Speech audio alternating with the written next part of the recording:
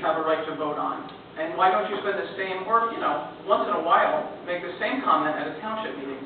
Frankly, I'm generally irresponsible, and as a head, I generally spend my time talking about sewers and turf and that type of thing, which is where my interest lies. The reason I'm here is because we do have the right to vote here. If we had the right to vote in the township or in the borough, and that right was going to be threatened to go away, I would make the time to go to those meetings. I could, and I shouldn't, I'll drag you along with me because you're in my camp on that. We should go to the township and the borough members and say, we think we should have a popular vote on our municipal budget, and let's go advocate in Trenton to get popular vote for township budgets. I think that's terrific. I just frankly don't have the time. We're not going to make the time to do that right now. I do have the time, and I'm making the time here when we do have a right to vote directly. And it's being taken away for no good reason that I've heard in the last 4 years. Okay, all we're doing is doing a TPA and whatever else, basically obfuscating the right to vote and obfuscating a little bit the whole process. We're not getting anything by losing the right to vote here, period. Now again, we disagree on that, and that's fine. And we talk about the convenience of moving in November. All we're doing is protecting the budget and protecting the 2%. So you're advocating for the budget, and that's fine. As a voter, you should go out and vote yes on every budget.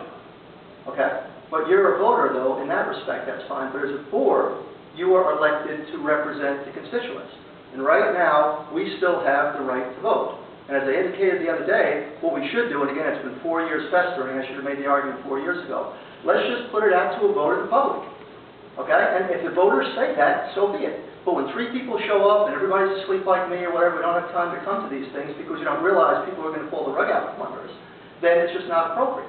We should be able to go out and know that such a right is going to be taken away by somebody other than 9 people. And just, I think it's a little bit cavalier to say we were given this charge by the public and we should make that decision. It's a public decision. This is not a Mr. Keefe issue where we're taking one particular item and kicking the can down the road. I think that's out of context. This is a fundamental issue. We have a right to vote on a $60 million budget. Okay? And one, again, a little bit of quicksand or cascade or however you want to call it, starting the process.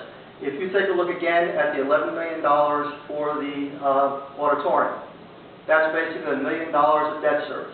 That's all it is. One could make the argument, why should we have this silly referendum? It's only $1 million a year for the next 20 years, $20 million of total, roughly $11 million for the corpus and $9 million for interest, whatever it happens to be. It's $1 million deal. It's not $11 million. So therefore, why have these public go out and vote? We can just do that because we're a board elected by the constituents. For $1 million a year, what's the problem? Let's just build an auditorium. You could get to that with a slippery slope. Okay?